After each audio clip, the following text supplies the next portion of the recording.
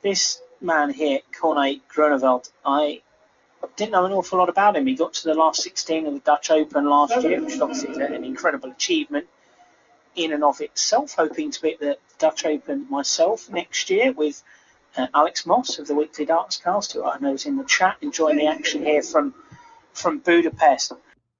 Hello and welcome to an episode of the Weekly Dartscast in association with Darts Corner. I'm Alex Moss, and alongside me as always my co-host, the darts statistician at the time recording still, the darts Strava king, Burton DeWitt. How are you doing?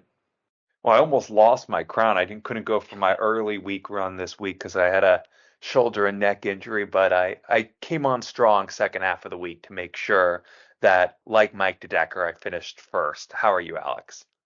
Yeah, very well played. I'm doing all right here, thank you. We've got a stacked show to bring you guys this week. We're going to be looking back at the World Grand Prix, the World Masters, the final weekend of the Development Tour. But before all of that, let's bring in our first guest on this week's show. He is the man of the moment, the newest major winner in the PDC. I had the pleasure of chatting with him earlier today. Here's our chat with the World Grand Prix champion, Mike De Decker.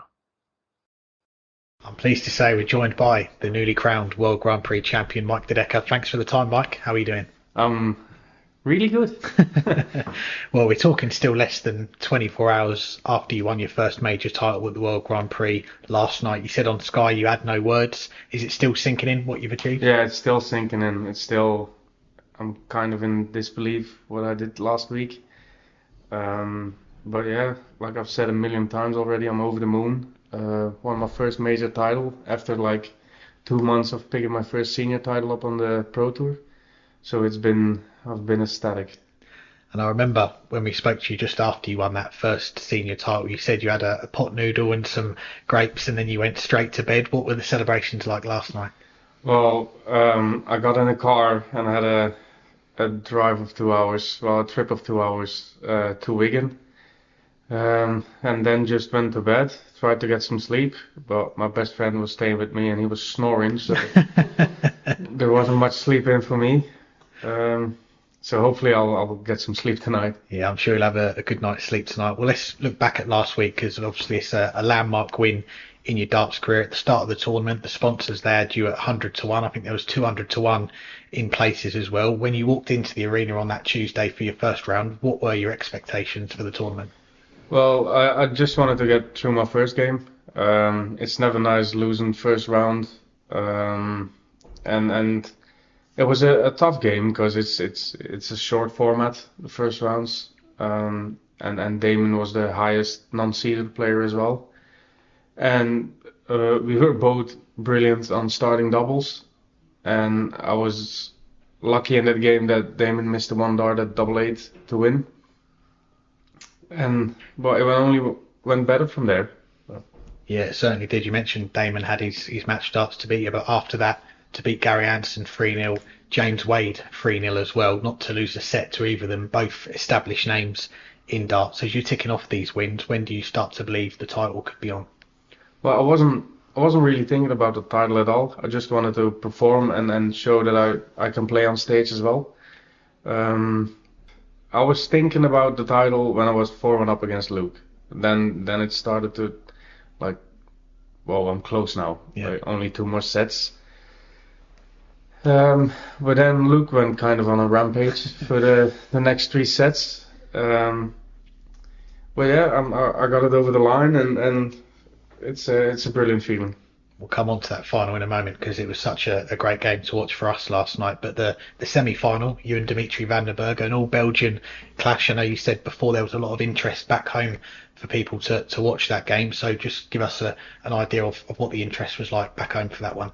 Well, there was speculations by everyone saying that I was going to win, and then on the other side, Dimitri was going to win, and the media was all on top of it.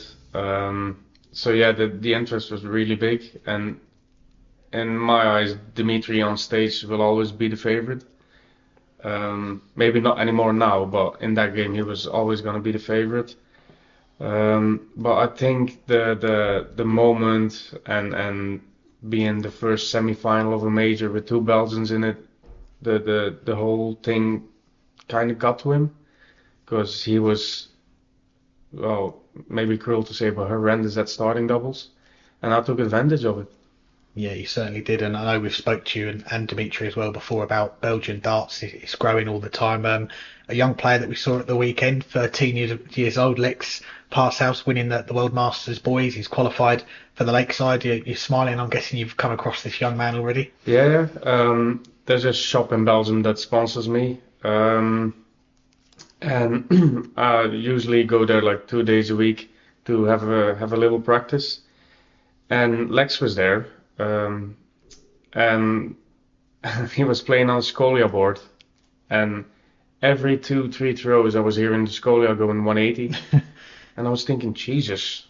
And then we played a best of 11 against each other, and it was a 6-5. So yeah, the kid's some real talent, and if he keeps his head on straight, and he has really good parents behind him as well, because I've had a little chat with them. And if he keeps doing what he's doing, and he's just keep practicing, then the kid can go places. Yeah, definitely one to watch. And let's get back to you. You obviously get past Dimitri 5-2 in the semi-finals.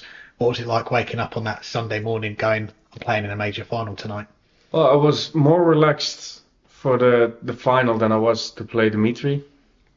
I was so happy to be in that final, and I was just thinking, let's have a good game, like show the world what you can do. I was never expecting myself to win, and I think 5 minutes before I had to do the walk-on, I was thinking, come on, just make sure you get one set, so it's not a whitewash. So yeah, I was more relaxed going into that game than the semi-final against Dimitri. Yeah, and you mentioned you wanted to win one set. You end up winning 6 of them, though, but you go 1-0 down, you win the next 4 sets. We see the big reaction from you going 4-1 up, and you mentioned earlier that's when you really started to believe that you could win it. Then we saw the comeback from Luke Humphries, as many people expect from him, the 1-4-9, the 1-5-2 finishes. Suddenly it's 4-all. How did you keep it all together at that point? I was just thinking about what I said to myself before that game. Like, just relax, have a good game, and then anything can happen. And I kind of got off stage with that mindset during a break, and then got back on and felt relaxed and just did what I had to do.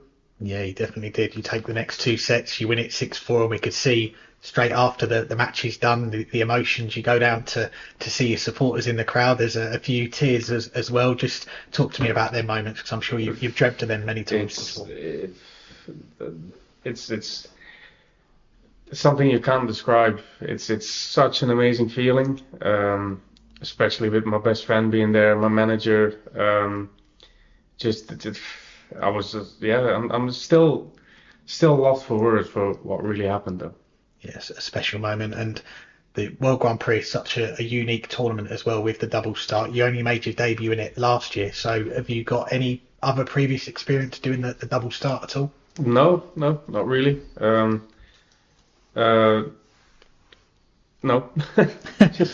You just seem to get to grips with it this year. All this year, yeah. My doubles were, especially my starting doubles, were really good.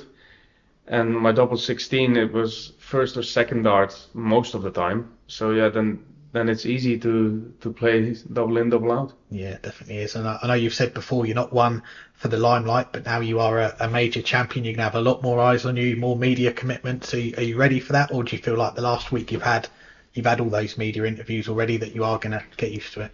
Well, I'll have to, because I said it on stage as well in my after the game.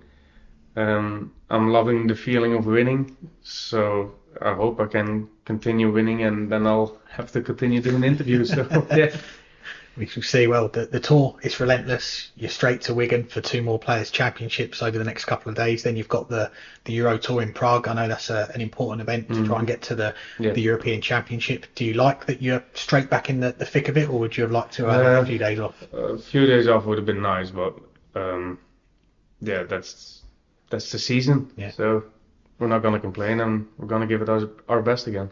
And I know it's still early days. It only happened last night, but is there any plans in the works, family, friends, to have some sort of celebration when you get back home? I have no idea. I'll see when I get back home. And lastly, looking ahead, There's already been talk amongst darts fans, our listeners, the Premier League next year.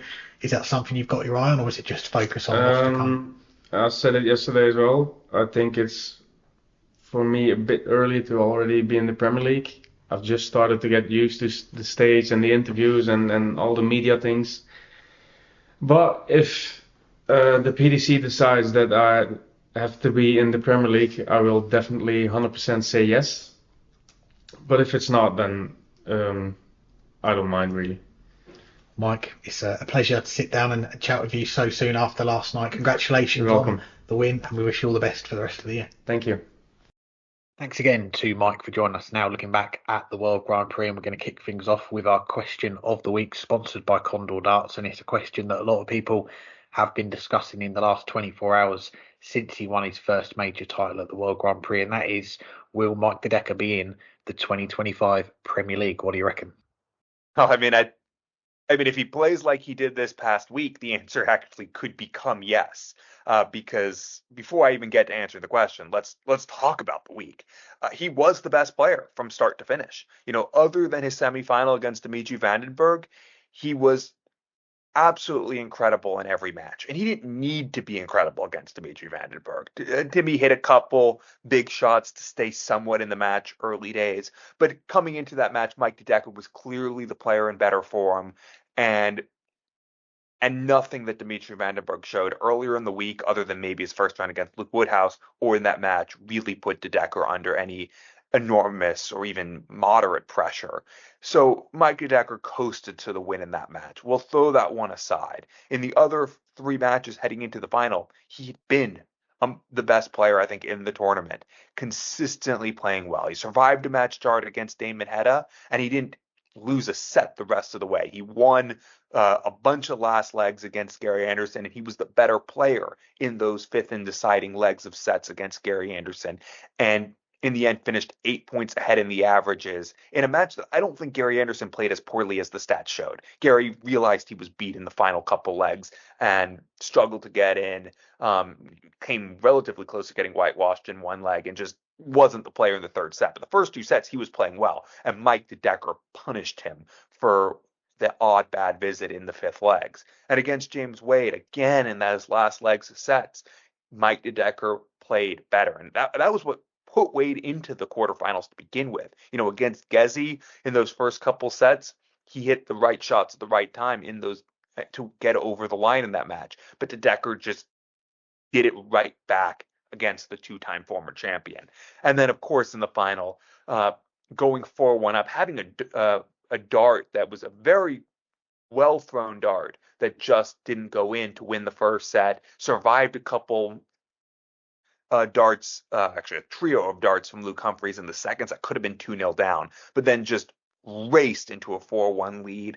Humphries got back in it, but De Decker never looked like he thought that he was caught. Even though the score became 4-all, De Decker looked like he thought he was still had the upper hand. And it was interesting listening to the commentary in that match. Wayne Mardle, I think it was in the 5th set, started criticizing De Decker because he thought that De Decker was losing his head. He was wrong. He wasn't losing his head. He did have a poor leg on the finishing where he ended up busting double one, but so did Luke Humphries in that. But I don't think he ever was as flustered as Wayne thought he was. And then you saw it a couple legs later in a very similar situation where Mardle was complimenting him, for doing the similar thing. Because I think Mardle realized he was wrong.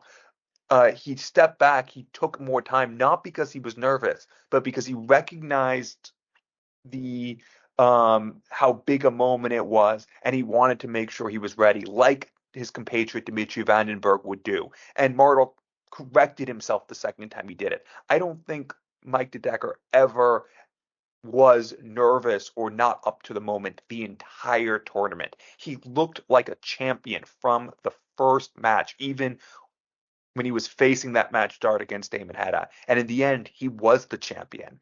But that said, before this tournament, he had barely won a match on television. If we throw out the UK Open, because well, that's a major tournament where many of the matches aren't on television.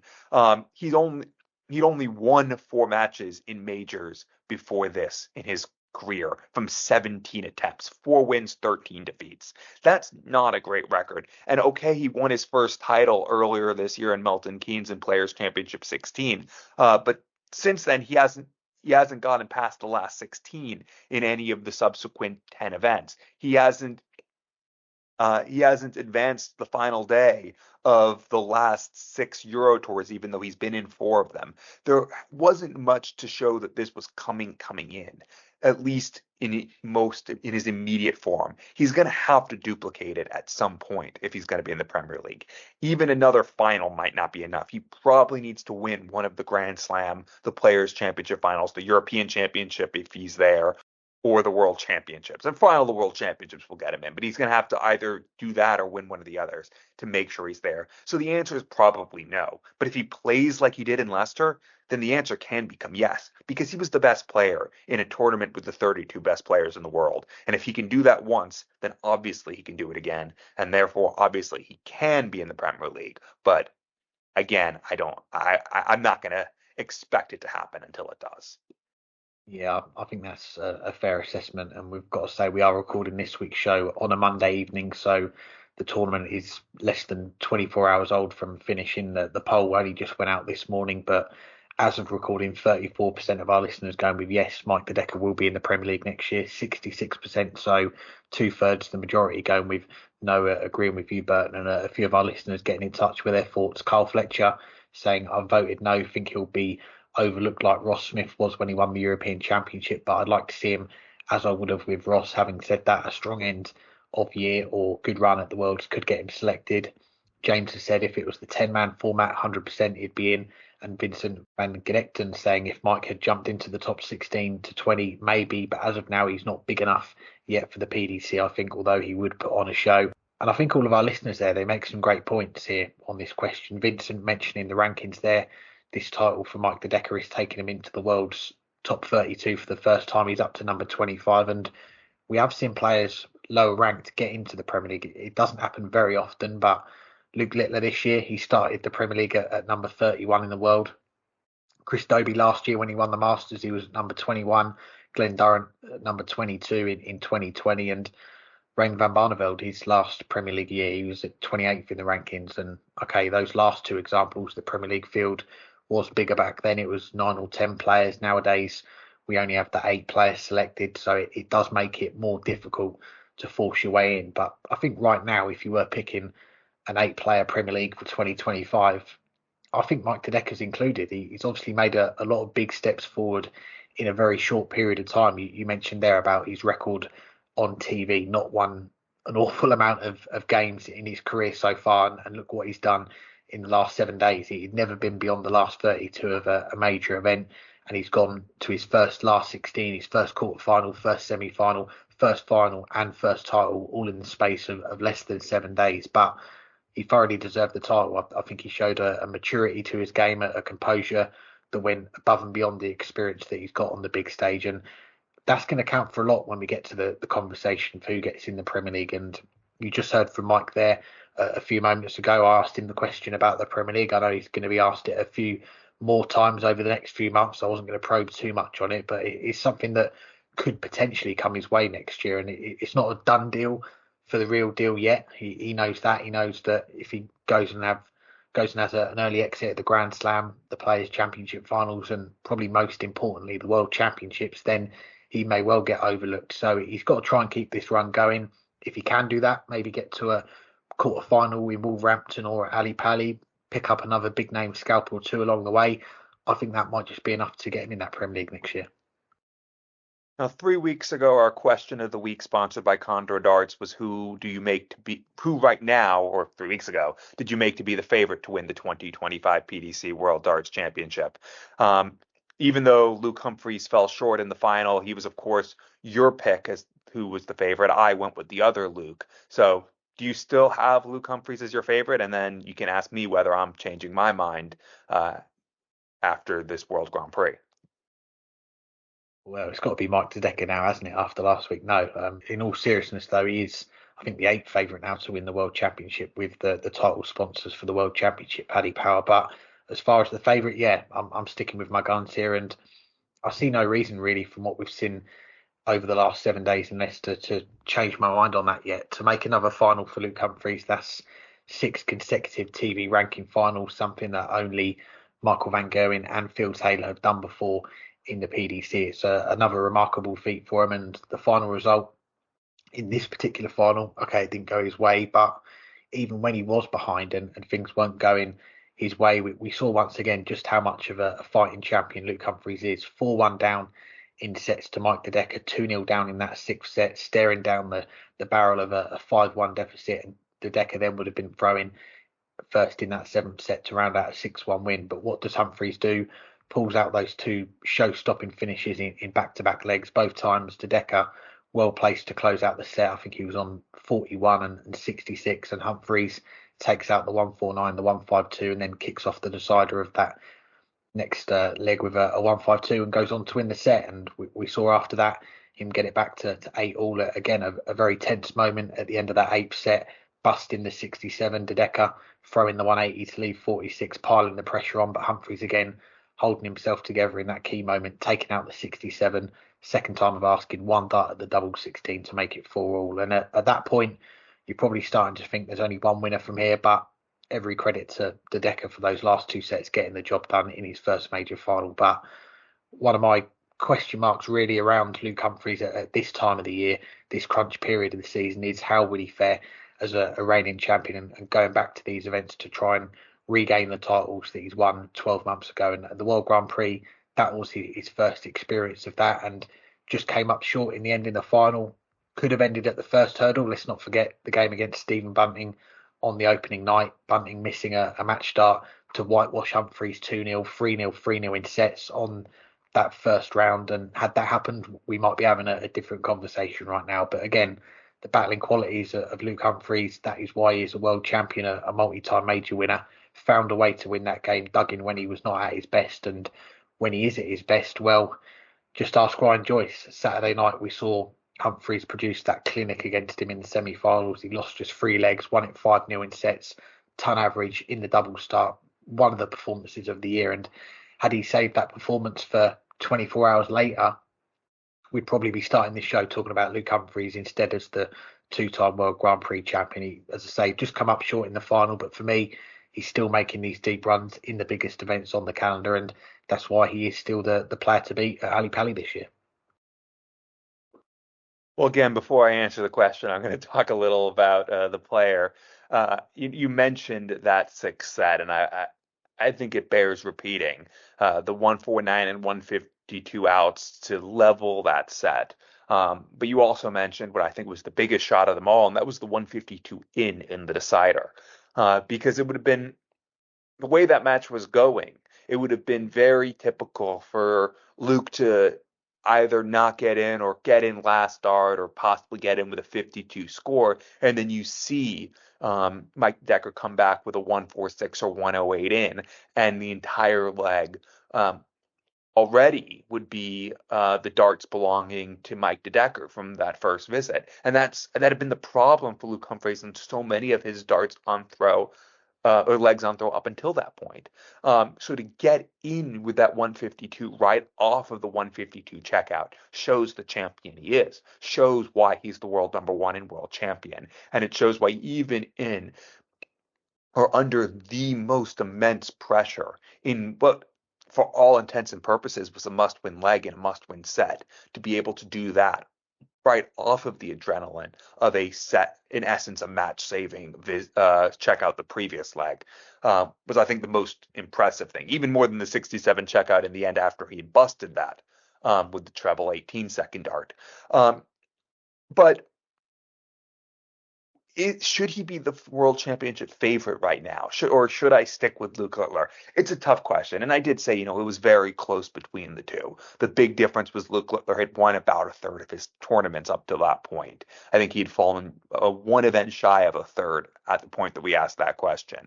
And that was the highest success rate of anyone in the PDC up to that point. And if you're asking who should be the most likely to win an event, it probably is the person who wins the highest percentage of events. And I think Luke Littler still is that person, but Luke Humphries has shown that when it matters the most, he plays his best. And that's not to take anything away from Littler's World Grand Prix. Yes, he went out first round. Yes, he went out first round to someone who historically has been poor in this event, someone who'd only won 2 matches in the previous 7 years in this event and had never been past the second round. But Rob Cross might be a better player than he's ever been before this year. And he played a very good match. He played a fairly good tournament even after that, at least the best we've ever seen from him in this tournament across multiple matches. And he got the better of Luke Littler in the end in what was a high quality match and was one of the matches of the first round. I still think Luke Littler maybe not anymore should be the favorite, but he should be co-favorite. How do you split them? He's won the Premier League this year. He's won another major. He's won a pair of World Series events. He's done every bit as much as Luke Humphries, if not more. We didn't even get into the Euro Tours and a pair of Players Championships as well. So I think it's hard to separate the two, but Luke Humphries does have his way of lifting his game. He does have his way, especially in set play, of never being dead, because he was 4-1 down in the final. He got back to 4-all. He was 4-2 down in the final last year against Luke Littler, and he only went and turned that around and became world champion. So I'm going to change my answer, but only slightly. I still think Luke Littler should be the favorite, but it should be co-favorite, because right now I can't split the two Lukes. Continue our look back at the World Grand Prix in a moment, but before we do, let's bring in our next guest on this week's show. He's going to be the Canadian representative for the CDC at the World Championship this year. Here's our chat with Jim Long. We're joined today by Jim Long, the CDC Canadian representative at the PDC World Championships. Jim, how are you? I'm good, thank you.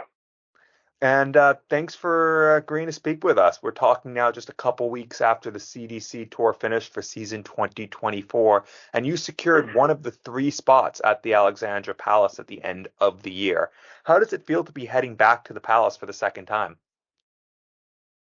It looked like a long shot for me to get through. So the fact that I was able to make it back this year is pretty fantastic. I'm really looking forward to it. It's an experience beyond any other, that stage.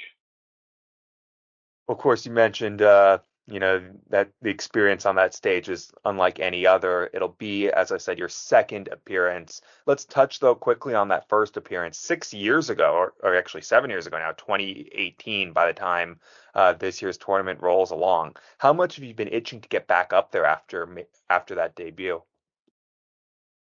Well, yeah, that debut kind of was like a surprise. That was, I think, 2 events in, 2 weekends in to the season before they announced that they even had the spots available.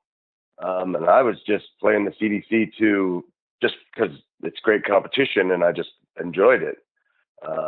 And so it was a big surprise, kind of got thrown up there out of the blue, not expecting anything like that. So there was no real preparation, I guess you could say, but it's tough. The CDC is a hard top caliber here in North America, and we have so many great Canadian players, and North American and Americans as well. So it's really great to finally get that spot. I mean, it's been a long time, but the guys who've gotten the spot ahead of me every year have all deserved it. Of course, and you deserve it this year. Now, this is the first time we've had you on our podcast, so let's go right back to the start for you in darts.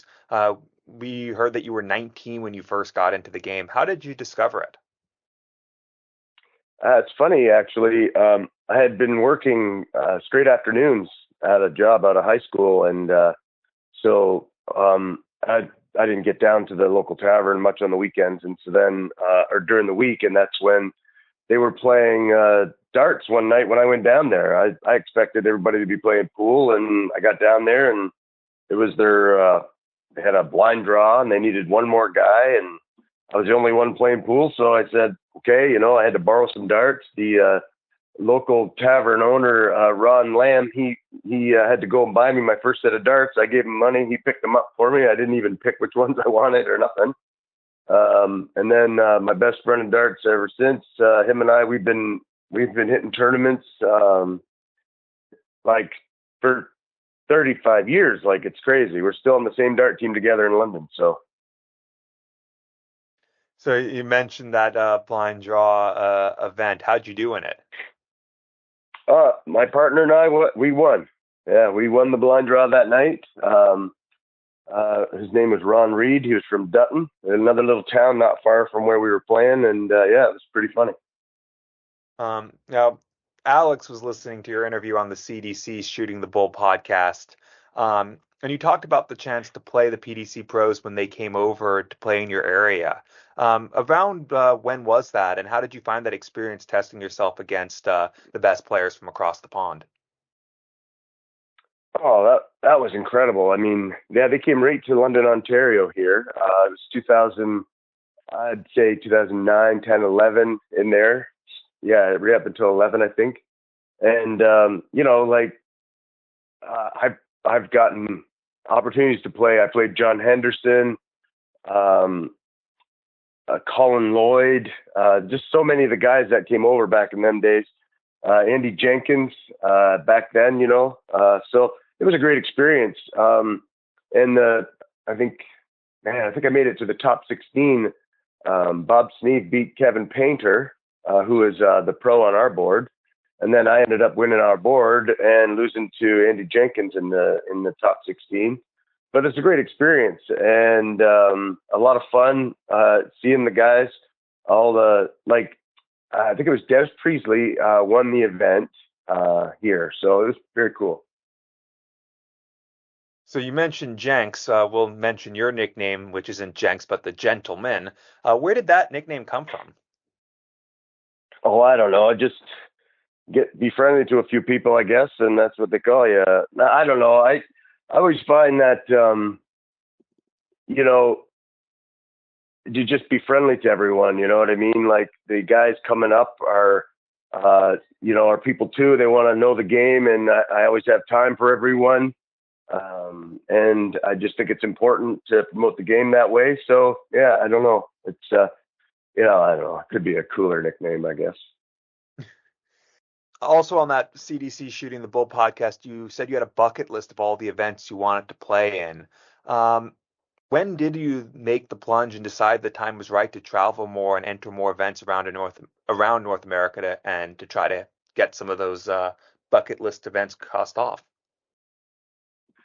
Well, what happened was I worked for General Motors here in Canada, and we had a very popular vehicle. We worked 3 shifts, 8 hours a day, 6 days a week, and so they made every Saturday mandatory overtime. So I worked 6 days a week for going on more or less 10 years. So I couldn't go to darts and couldn't go to tournaments. If I took a day off, it'd be to watch my son play in his competitive sports and stuff. So I didn't do much by way of tournaments, just because I wouldn't take a day off of work to go play darts. So there was all these tournaments that I saw that I would like to go to. I just went to which city? I've been to the Seacoast, Grand Rapids. There's Cleveland tournaments. These ones that are not too far, Pittsburgh. I just wanted to get a chance to go. So finally, it was actually right after I got back from the Worlds in 2019, because I was 18 that I played, where the overtime, actually it was 2018, the overtime stopped, and I was able to start traveling, going to the CDC more, and committing more time to actually playing competitive darts. So you mentioned that around 2019. Well, we'll go back one previous year to 2018, where you played a bunch of the CDC events, and it obviously reaped its rewards as you ended up qualifying for Ali Pally. You mentioned earlier, of course, that when the season started, you didn't even know that spot existed because they announced it fairly late into the year. But let's take us back to that year on the CDC and your memories of crossing that finish line to earn the spot in the biggest tournament in World Darts. It was a pretty unique story, actually, because Chuck Pulio was chasing Darren Young for the American spot, and he was quite a ways behind. And Gary Mawson and I were battling for the top Canadian spot. And on the last day, the last event, I had lost to Nick Lindberg. And so I was sitting back watching. And if Chuck beat Gary in the finals, then Chuck and I were the two representatives going to Ali Pali. But if Gary was able to beat Chuck, then it would have been Gary and Darren going to the Alexander Palace that year. So it came right down to the wire. It was very exciting and wild anticipation. So it was pretty cool. And I know Gary had some unlucky travel in the New York event, or I might not have gone either. He got rained out one day there. His flight couldn't come in. So I played him the next day and beat him in the top 8 or something. So it was quite a year. And like I said, I was at work and somebody messaged me just saying, one of you guys are going to the World Championships. And we were already halfway through the season. I think it was only 4 weekends, and 2 weekends were already gone by then. So it was pretty wild. And, Chuck and I have become fast friends after that adventure together. And yeah, you can't replace the times like that. Well, you also can't replace the performance at the World Championships. First round, beat Mickey Mansell 3-1, and then you took on Benito van de Pas, the seed, which went deep into extra legs in the tiebreak final set, coming back from 2 sets down to force the deciding set. What do you remember about being involved in a game like that on the world stage? What I remember is I missed some doubles right at the very end, and he took something out. I can't remember what it was exactly. And I remember just thinking, because I think I could have won that set 3-1, the last set, and then he tied it. And then I just thought, man, I gotta win 2 more legs or something like that. It was pretty exhausting, especially because I was down and made the comeback. But it was a crazy, great experience. Standing in the back room, Mickey was quite quiet. He didn't really talk to me much, but Benito was super friendly. We chatted the whole time. We waited to come out there. It was really a great experience. And, when he took out that 150, it was a great shot. So you got to kind of tip your hat to him. Well, the following year, you weren't at the World Championships, but you did get on the PDC stage again, this time in the World Cup alongside Dawson Marshall. What did it feel like, though, getting to pull on the Canada shirt and getting a chance to represent your country?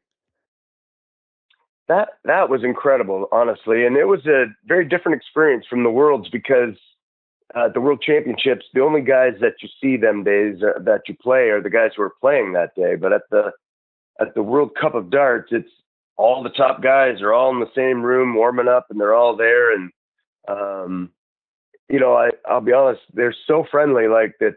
I can't even tell you, these guys are professional dart players, and it's their job and their income, and they're friendly to you just like you're part of the group.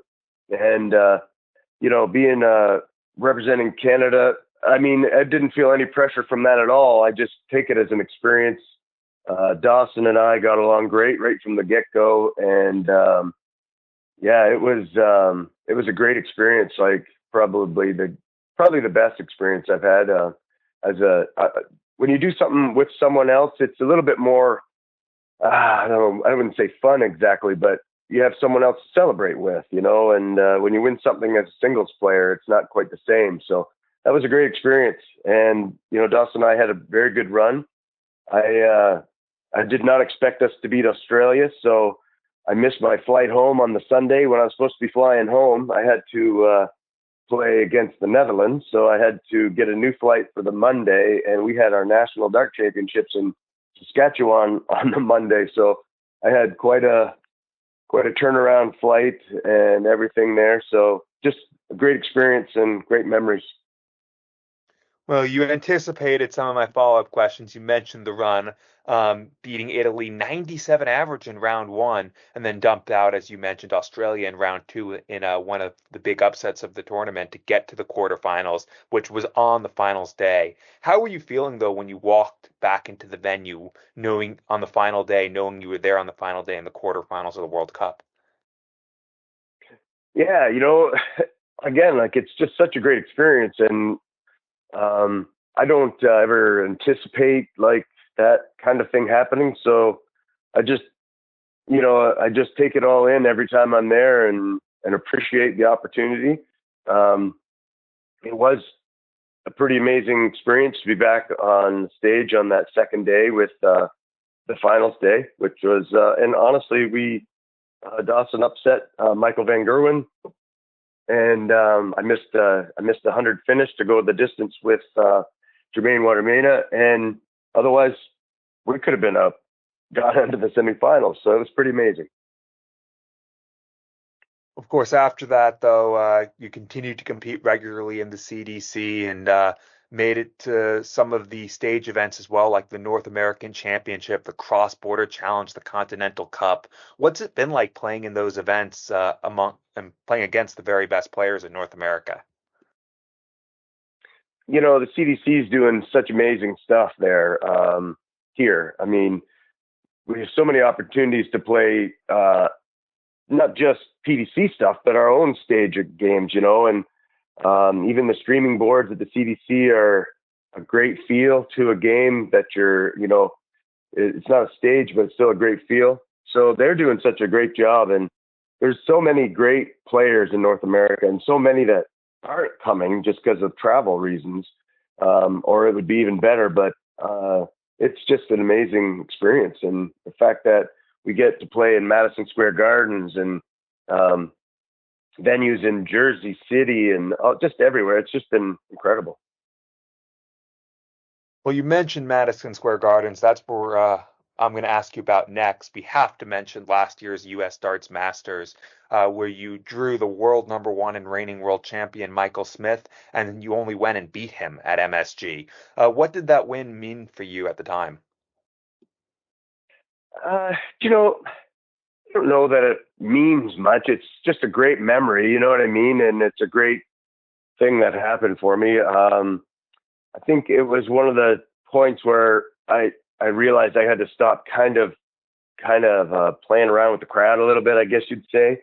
I won the first leg, and then I was acting all surprised with the crowd, and I didn't hardly compete at all the second leg. So I realized that you got to play when you're on the stage and have a little bit of fun, but it's all business too. You got to still play your game. And I felt that was really the first time where I really kind of stayed focused on what I was doing. I know I had I think probably 4 of my 6 legs were under 15 darts, which that makes it very hard for anyone, really. I mean, you got to have a 12 darter or 15, and that's it. So I was happy with that. I was happy with the experience, being back the second day with all those guys back in the room again, and just knowing that I was still there, it was just crazy good.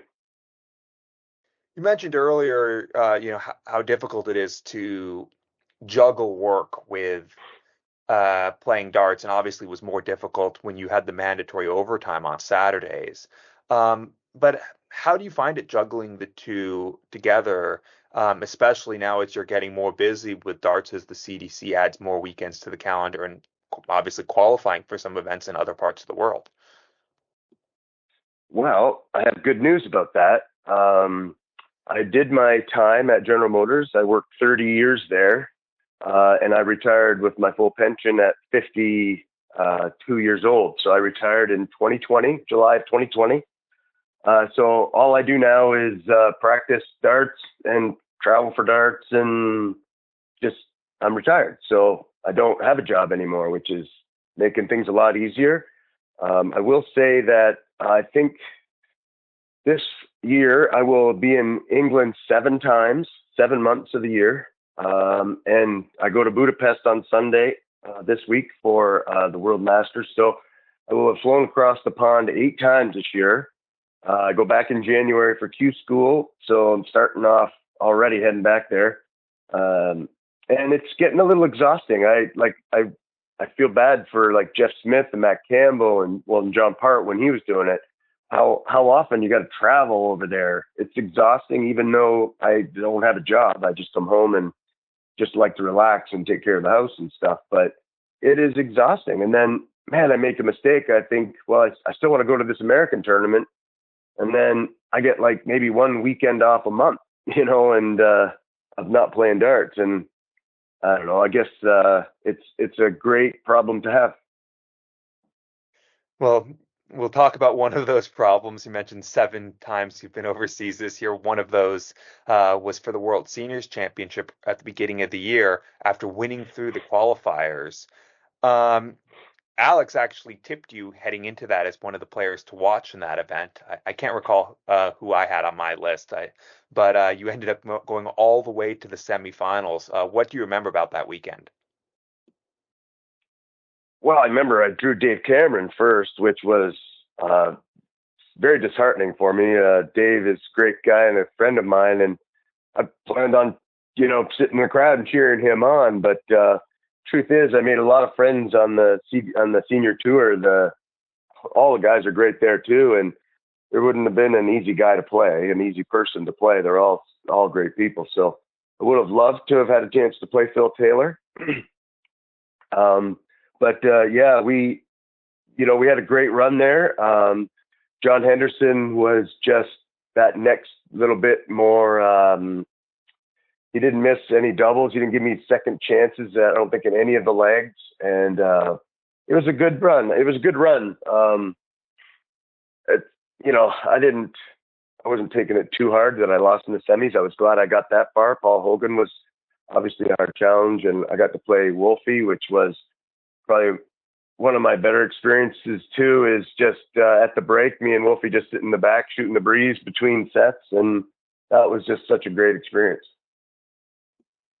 And you mentioned as well upcoming trip to Budapest for the World Masters, winning through to the World Championships as a prelude obviously shows that your game's in a fairly good shape. But what are the expectations heading into Hungary in a week's time?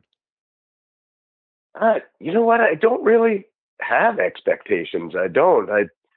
It's true. I just like to play darts, and I like to compete and do the best I can and play new players and have new experiences. I don't really have expectations. I expect a certain level of competitiveness from myself that I hope I can come through with. But otherwise, hopefully it goes well. And hopefully I play great. We'll see.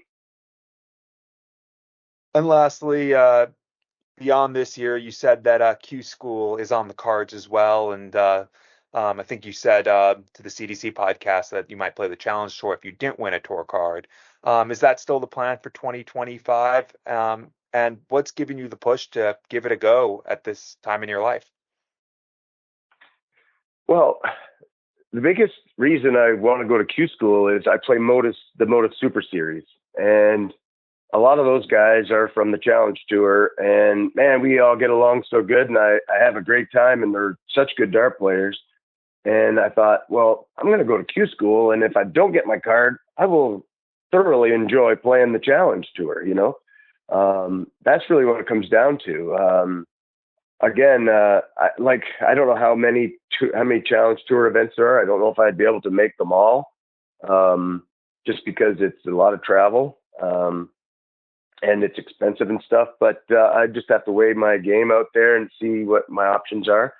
But yeah, that's really what it came down to, playing the guys at the Modus Super Series and just, wanting to do the next thing, try the next thing out. And I've already paid for Q School. I already have the hotel booked, so it's already on the go.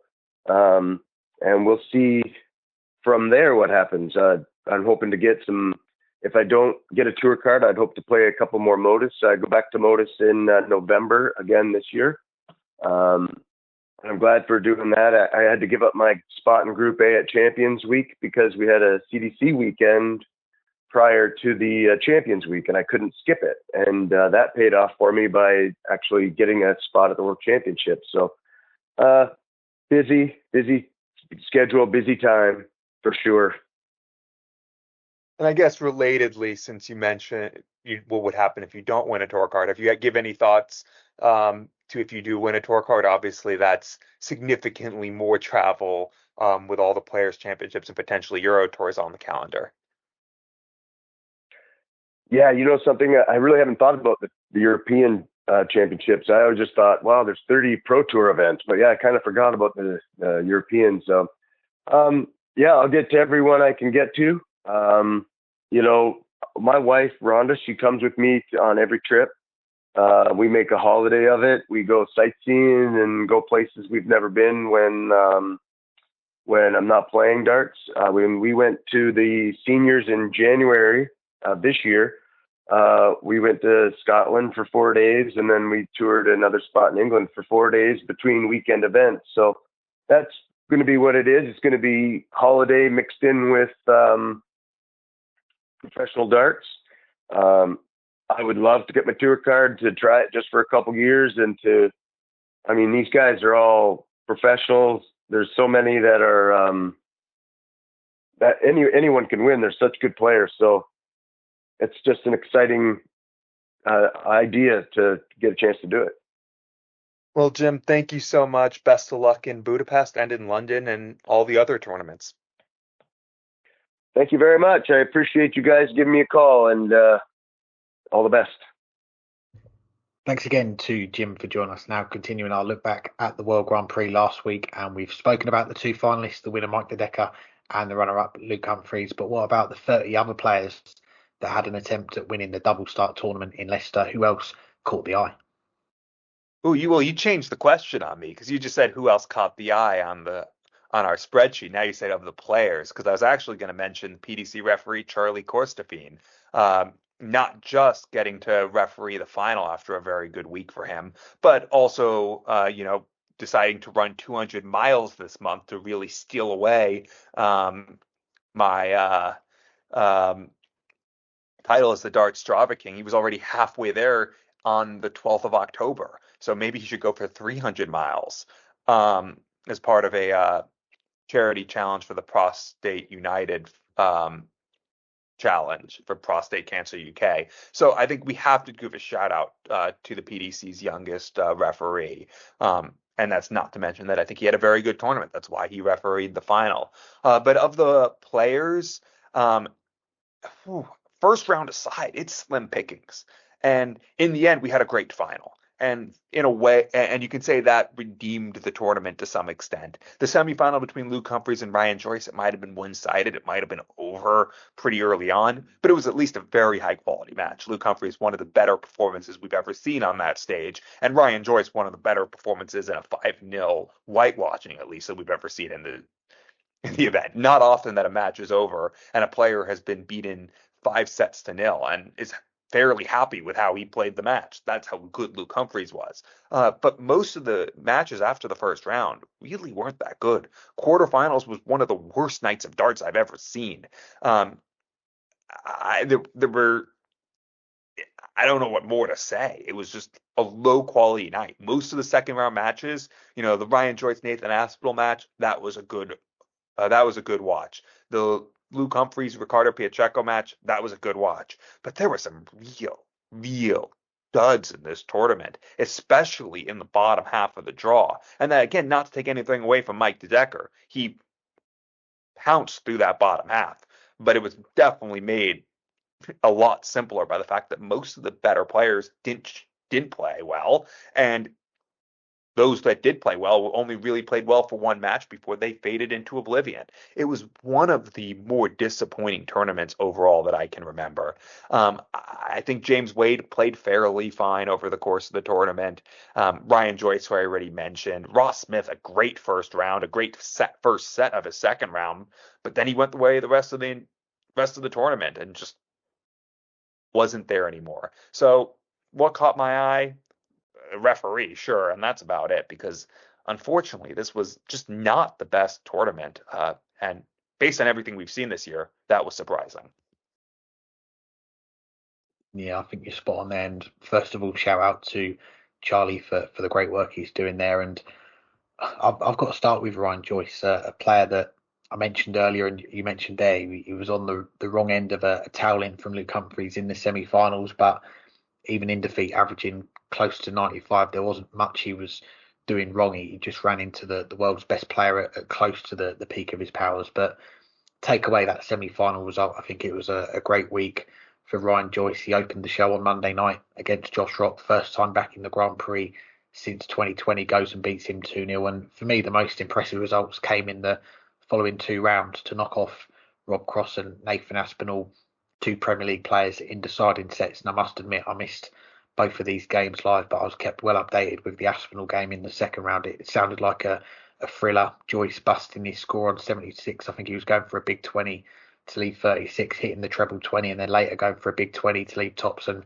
going outside the board. Two moments that I've probably done countless times, and you probably wouldn't pick it out as an answer to this question for players catching your eye, but the response to that and still getting the win against Aspinall in a last leg shootout does deserve a mention. And then to knock out Rob Cross, who I think after he beat Luke Littler in the first round and then beat Martin Schindler, who was good in the first round, in that second round, to reach the quarterfinals of the Grand Prix for the first time. Ryan Joyce again would have been the underdog and comes through another last setter, and like the eventual champion Mike De Decker, into the top 32 for the first time now as well. But beyond Ryan Joyce, beyond the finalists, I'm with you. I'm probably looking at the earlier rounds here and some individual performances, particularly in the first round, where players were staking an early claim but then fading away in the next round or the round after that. I think the Nathan Aspinall Ryan Searle first round tie was a cracking watch. He had that epic deciding leg where Aspinall threatened the 9-dart leg to close it out. Luke Woodhouse and Dimitri Vandenberg both averaging 95 plus against each other in their first round. Another great watch. And lastly, the handicapper's nightmare. Daryl Gurney whitewashing Michael Van Gerwen 3-0, 3-0, 2-0 in straight sets in round one. And it was the first time that Van Gerwen has failed to win a leg in a TV ranking match since the 2011 Players' Championship finals. And to give you a perspective on how long ago that was, the four semi-finalists for that event, Mark Webster, Wes Newton, Kevin Painter, who went on to win it, and Scott Rand. So we've got a mention for Scott Rand on the show this week. That will keep Dan Dawson happy, won't it? Yeah, we'll make sure. Well, Dan Dawson didn't give us a shout out on Sky last week unless I missed it. So hopefully now we will get that shout out for Scott Rand mentioned. But let's move away from the World Grand Prix, because it was also this past week, and the final weekend of the development tour, also the World Youth Championships up to the final was on Monday. We'll probably talk more about that as we get closer to the final in Minehead next month. But Vessel Nyman, winning a pair of titles on Saturday, storms to the top spot on the development tour. But let's talk about the two players who managed to win tour cards, Nico Springer and Sebastian Bielecki. In the end, in the order of merit, Springer finished second, Bielecki finished fifth, but with Keen Barry and Nathan Rafferty ahead of him, already having tour cards, that means Bielecki gets one. Keen Barry gets the second World Championship spot, at least as things currently stand. He could still get in through the Pro Tour order of merit. But what do you expect from the two new tour card holders, Nico Springer and Sebastian Bielecki? What should we expect from them next year?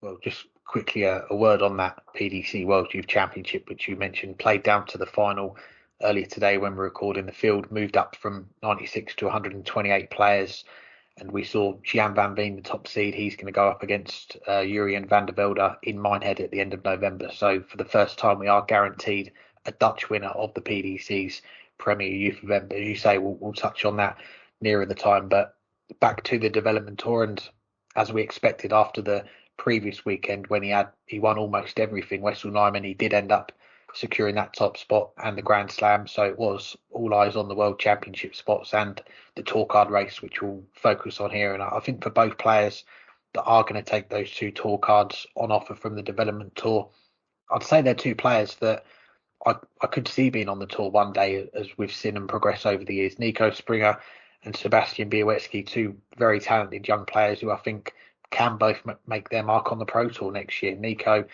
I think he said in an interview before, he's been studying to work in the courts in Germany, so that's taken up a lot of his spare time. He's not gone to Q school many times before, or pursued the challenge tour or avenues like that. He's been focusing on his studies. I think they were due to finish last year, his exams, if I remember listening to what he said before. But we've seen the quality he's got, and this year he's won 3 titles on the development tour, made 3 more finals. And one thing that really sticks out for me is who he's beaten in some of those finals. In 2 of them, he's beaten Gian Van Veen when he was eligible for the development tour, and Wessel Nijman in another one. So he's beaten some big names there already. And if he is ready to commit to the tour and he can make that balance with work and darts, then I think he's going to do very well. And as for Sebastian Białecki, someone that first really came onto a lot of people's radars at the UK Open back in 2021 when he hit that 9 darter, but a year later he went all the way to the quarterfinals. I think he was only 18 years old at the time, and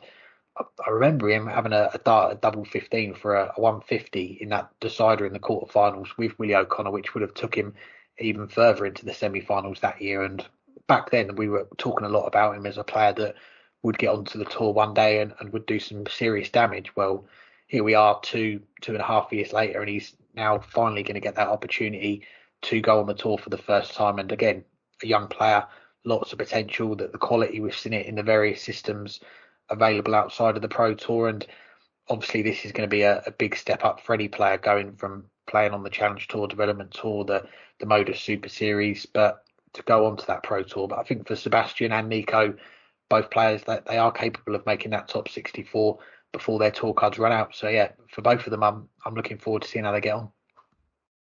I am too, and I don't think you could have asked for 2 more deserving players to come through this year. You mentioned that Nico Springer, 3 titles, 3 runners up, but over the course of 7 events from the 16th through the 22nd, Wessel Nijman won 5 of those 7. The other 2 were won by Nico Springer, one of which was over Nijman in the final. So he was the only one who was able to interrupt that run of absolute dominance from the young Dutch star over the last couple months. And I think also adding in that he's lifted his game over the second half of this year as the pressure increased to play his best stuff. Over this past weekend, okay, he only played 3 of the events, but he was above his seasonal average in 12 of his 17 matches. So that's more than 2/3 of them. 8 of those, nearly half, he was above Nijman's season average. And if you look, Wessel Nijman is averaging 4 points more than him over the course of the year. Well, he was able to outperform him in half of his matches this past weekend, even though he didn't win a title, even though he didn't make a final. He still lifted his game to that of the best player on the development tour across that. And of the 9 matches where he didn't, 2 of them he was within 0.15 points. So in essence, 10 of his 17 matches, he was playing at Wessel Nijman's level. That's a really good sign about where his game is right now. And this year as well, twice he made the final day of a Euro Tour, well, that includes over the last couple years. And he's going to now, because he finished second in the order of merit, he's getting to the World Championships as well. He's going to get that experience of playing in the World Championships for the first time. I don't know what to expect of him next year. I think there is still a lot of growth to go from him, but he is still obviously getting better. He's still improving significantly. And I think if he can keep that up, and if he can play like he did this past weekend, and obviously the previous one, we won a pair of events, he's going to have every chance to qualify for the World Championships next year because he's playing close to that level right now, and he'll only get better playing more against the best players in the world. As far as Sebastian Białecki goes, he's a player that, as you mentioned, we've seen more of, even though he's the younger of the 2. We've seen more of him against the professionals. They mentioned that quarterfinal run at the UK Open. He came within a leg of beating Willie O'Connor in that quarterfinal to get to the semifinals. And who knows what would have happened if he made the semifinals. It was a strange tournament that weekend, as the UK Open very often is. But it was what more can you say then? He came within a leg of the semifinals. He hasn't had as much success on the Euro Tour yet, but again, he's a player who's still getting better. And like Springer, he saved his best for last. Across 22 matches over this past weekend, 15 of them, again, more than 2/3, he was above his seasonal average. And take away his first 2 matches, he was below it. So it's really 15 of his last 20 matches, 3/4 of them, a semifinal, a quarterfinal, a last 16, and a last 32 across the 4 events. And that was enough to get him to make sure that he got his tour card for next year. In the end, these players, they were 3rd and 4th in averages over the course of the year on the development tour. They were 2nd and 4th in matches played. And that's what you got to do. You got to play well, and you got to play a lot of matches. And they both did that. And I think I kind of expect just a little bit more from Bielacki going in, because I think he has that little bit more experience in the PDC. But I think Nico Springer, if he plays like he did at the end of the year, he might be the player to really watch once he finds his feet. We'll finish up the show with a look back at the World Masters. Wesley Placier successfully defending the men's World Masters title, but it's unlikely we're going to see him at Lakeside. He is well placed in the Pro Tour list of qualifiers for Rally Pally. So who do you see as the main contenders for the WDF Men's World Championship next month? Well, I'll start by saying that I think the Lakeside field is summed up by the fact that, as things currently stand, the 12th seed and the UK and Ireland ranking table topper is someone I've never even heard of before looking at this. I think that sums it up in and of itself, although now we need to get Cliff Pryor on. And I say he's currently the 12th seed because if you look at the players ahead of him, you mentioned Wesley Placier probably going to the PDC World Championships instead. Ben Robb, similarly, Leonard Gates, he's qualified for the PDC. You'd think he would choose that one. So unless the rules change, if the players who qualified for both go to the PDC, that moves Cliff Pryor up to 9th. And he very well could move higher because Jimmy Vanchi still has a chance to get in through the Challenge Tour Order of Merit. I don't know if Liam Mendel Lawrence is in the German Super League, but he could be. Alexander Merckx could very well win the Western European qualifier. We could be talking about Cliff Pryor as the 6th seed at Lakeside. It's not that impossible. But being that he was 172nd in averages in the World Open, I'm not putting him as one of the players that I expect right now to be among the favorites. We'll start again, I'll assume that Scott doesn't go to this as well. Jimmy Vanchi's the first player that jumps out at me. And yes, he could still get in through the Challenge Tour Order of Merit, in which case he wouldn't be there. But I think of the players who are there, he should be the favorite. He made the final of the World Open. He was second only to Connor Scott in averages among the men, 3rd overall, if we include Bo Greaves. And he was also third highest average overall among the men for the World Masters, 4th again if we include Bo Greaves. He'll be likely the 2nd seed, assuming Wesley Placer is not there. And he's just, the more we see from him, the more he looks the real deal. Whether it's Modus Super Series, whether it's him on the Challenger, whether it's when he's got it in the Players Championship event, and obviously now on the WDF, which is why he's seated so high. I think he's a player to watch, and I think he's a player that even if he doesn't win a tour card through the Challenge Tour Order of Merit, if he goes to Q School, will be one of the favorites to win a tour card next year, and he very well could do it as a world champion over in the WDF. I think he should be the favorite. I'll also mention Alexander Merckx.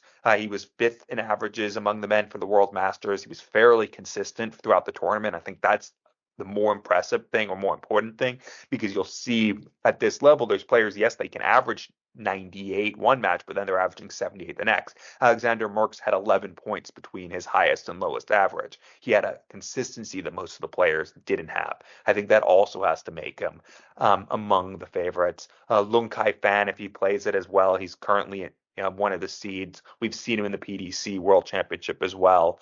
But I'll mention just one other player, much further down, qualified through one of the ranking tables. I don't really think he's one of the favorites, but it would be a great story if he won the world title. And that's the 70-year-old Paul Lim, an absolute legend, the only man ever to hit a 9-darter in the event, coming back after more than 3 decades since the last time he played in what was then the BDO World Championships, but the last time he played at the Lakeside. Now he's back, at least if he doesn't get in through the through any of the PDC routes. Wouldn't it be something if Paul Lim were to do it? Because we know he still has the game. We've seen him on the Asian Tour. He's still a player who can push those high 90s averages when he's playing well. Who knows? Maybe it'll be his week. Yeah, what a story that would be. And I think Paul Lim, he's got the Asian Championship in the PDC. It's either coming up this weekend or next weekend. That's his last chance to get to Ali Pali. But if he misses out on that, then yeah, we should be seeing him back at the Lakeside, which will be a great sight. And we are getting very close now to the cut-off for Lakeside. I think it's 2 weeks today when we're recording, the 28th of October, when the field will be confirmed, but not finalised, of course, because there are some players who are, as we've touched on, going to qualify for both the PDC and the WDF World Championships. Got to make a decision, and more often than not, we are seeing the players go to Ali Pali instead of Lakeside. And Wesley Place, the other now back-to-back World Master, he's a prime example. We're going to see him at Ali Pali. It looks very unlikely that he's going to drop out of those 32 Pro Tour qualifying spots with just the 4 Players' Championships left and 1 Euro Tour to go. And he would have been the provisional #1 seed for Lakeside, but that's going to go to someone else. Ben Robb, again, someone we would have probably put on this list. He's recently qualified for Ali Pali. Leonard Gates as well. So that's 3 names that would have been at the forefront of contenders for Lakeside. So at the moment, as things stand, we don't know if these players are going to be going to Ali Pali yet, but I'm probably looking at 2 names in 2 that you mentioned. Jimmy Van Ski, I think he's got to be right up there as one of the contenders. He had a brilliant weekend without coming away with any silverware of sorts, but again, had a very impressive week. And one other player who I've got to mention, and firstly, it's just the run that he had at the World Masters. It deserves a mention on this show because it was quite eventful with Connor Scott. He went 2 wins and 2 losses in the group stages. Thought he was out of the tournament. Gets the call up to say you're in a 3-way tie in your group. You need to play the tie break, and it was 1 leg of 501. Him and 2 other players, the first 2 to finish that leg of 501 would go through, and he won the leg. And it was a lifeline that he almost took complete advantage of the next day when it comes to the knockout stages. He was throwing 98, 106, 110 averages to make the finals day on the Saturday, where he should have made the final 4-1 and 5-2 up on Kai Gotthard, the German. Missed 2 handsfuls of match darts to win it 6-2. And I'm sure that's a defeat that will have stunned, but I've seen enough there from Connor Scott that if he does end up going to Lakeside and he does find his A game, he's going to take some serious stopping from going all the way. And another player I'll just briefly mention is Reece Colley, actually, because chucked in a 170 finish to win the World Open final, 6-4 against Jimmy Van Ski. So he's an automatic qualifier. What a way to win the final. He could maybe potentially be an outsider. But for the moment, I'm going with Scott and Van Ski. And who knows, when it comes to the Lakeside preview in 6 weeks or so time, if either or both of them are still going to be in the running or they're going to be Ali Pali bound, we're just going to have to hang tight to find out. Yeah, so an early in the show, hang tight there. Although not that early because we only have 1 more question to go. Plenty of darts in Budapest last week. It wasn't just the World Masters. It was also the World Open, the Lakeside qualifiers. Who else were you impressed with from those trio? Well, I say trio, but if you include men's, women's, boys, and girls, it's actually De Decker, whatever of events. Who else impressed you from all those events? Well, we've got to kick things off with a shout out for our good friend Andrew Sinclair. We gave him the big build up on last week's show. He was one of our guests ahead of playing in the World Masters, making his debut, a late call up as one of the member nation invites, a 45 tournament average, 4 games played, 4 defeats, all by 4 legs to nil. But the standout game in and amongst that, the 63 average against the former WDF men's #1 Brian Roman. That's probably 20 to 25 points higher than I've ever seen Andrew average before when I've played him. So that's either me dragging him down to my very low standard or Brian Roman bringing him up towards his standard. But whichever way, it is impressive to post those numbers. But in all seriousness, I've got to say, after his playing duties were done, Andrew, I thought he did a great job running solo on the commentary for the stream on the finals day. He was commentating on all the semi-finals and the finals, which it's a tough job, but I thought he did very well. And I'll say it on air as well, because when we do get to the Lakeside, I'm going to be making the trip. Andrew, I'd love to share the commentary booth with you for a game or 2, so let's make it happen. But beyond Mr. Sinclair, one name we've got to give a mention to is Bo Greaves. What a week she had, just on a numbers perspective. 781 entries, for the World Masters and across the 4 different events, the men's, the women's, the boys, the girls. Bo Greaves topped the overall averages, 92.30, more than a point and a half over the rest of the field, and dropped just 1 leg in 9 games on the way to defending her World Masters title. And okay, you can say on one side, the level coming back at her in those 9 games, there were times when she was averaging twice that of her opponent, but still, to produce that high class level, it's a difficult thing to do in the best of times. But when you've got someone that's not coming back at you, putting those big scores back against you, it's so easy to just ease up. But she kept pushing for that high level all the way through that title defence. So credit to her. And the World Open, another title that she won, 821 entries this time, and across the 4 events, topped the averages, 97.55 over her matches, and more than 3 points clear as well. So when you see Bo perform like that, it's easy just to get excited about what possibilities she's got in the game looking into the future. But beyond Bo, I'll give another mention to Reece Colley. I just mentioned his 170 a moment ago to win the World Open final that got him that spot to Lakeside. Very consistent in that tournament, 88 average over the 8 games, between an 84 and a 95 throughout the tournament. Corné Groneveld, a Dutchman, I must admit, not crossed my radar before, but made the semi-finals of the World Masters, won through the qualifiers for Lakeside.